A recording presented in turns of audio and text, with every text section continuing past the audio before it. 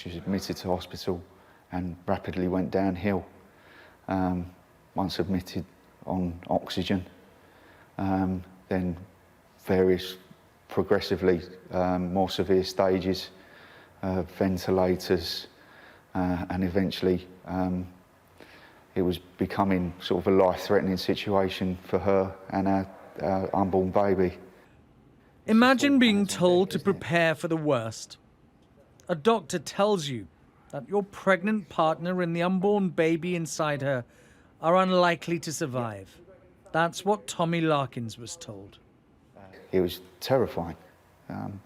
Most terrifying thing I've been through in my life. It was awful. To potentially lose the pair of them on the same night was really bad, really bad.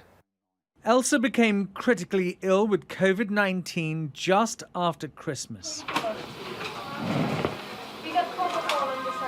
Are you carrying on with that then? Heavily pregnant, she was rushed to Kingston Hospital. Her health deteriorated quickly, and she was moved to one of the hospital's 2 intensive care units. Here, she was put into a coma and intubated. Elsa spent 2 weeks in intensive care on this ward, and with a desperately sick mother, there are always concerns about the unborn child. Elsa was one of the unit's youngest patients. At just 34, she had no underlying health conditions, but she was carrying a baby. Being told potentially to say your last goodbyes to your other half and to your baby as well. You know, your world comes crashing down. Is that possible? How long are you off sick for? 2 weeks from today. Difficult conversations are happening all the time. Okay, have you got any beds yet?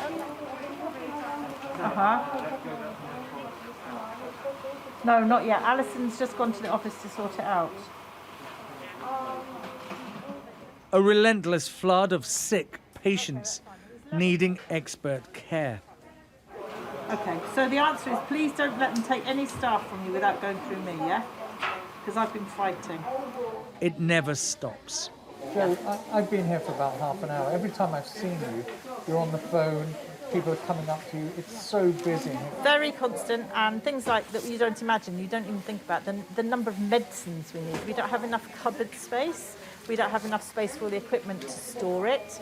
How long, seriously, do you think you can carry on at this rate? I think we're on our knees. We're all trying to be very positive. I have staff who phone up in tears. They can't come into the building, so we have to send another nurse out to go and pick them up. I think once they're here, it's not so bad. It's the thought of how am I going to cope looking after that many patients. It's difficult for staff, patients, and loved ones. Tommy broke the news to his girls, Melissa and Alba. It's a potential that Mummy's on a knife edge. Well, I'm pretty sure she's going to be okay. She's a fighter. On January the 5th, the decision was taken to deliver Elsa and Tommy's baby by emergency C-section, a full 2 months before the baby was due. Absolutely petrified. You know, the baby it was due in March, the second week of March. You know, to have an emergency C-section, a baby potentially born with COVID. It was awful.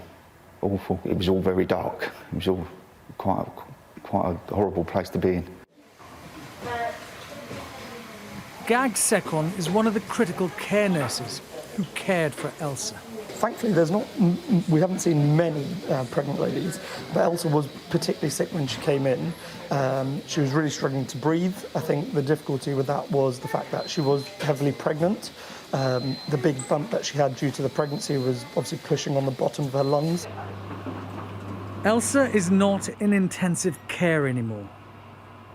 The operation has been a success.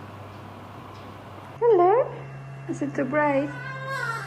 And this is their new baby, a little girl. Elsa and Tommy's daughter weighs just 1.4 kilograms and needed life support in those first few critical weeks. Day by day, hour by hour, she had ups and downs. Tommy has been allowed to visit his daughter and partner on compassionate grounds. After seeing her so weak and poorly in an incubator, to holding her a couple of days ago was amazing, amazing. Best feeling.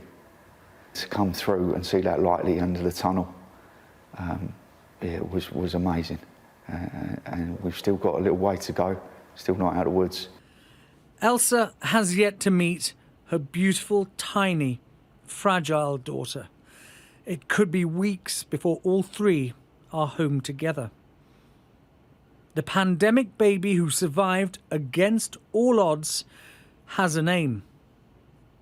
Hello. She's called Florence, a tribute to the nurses and doctors who saved her and her mother's life.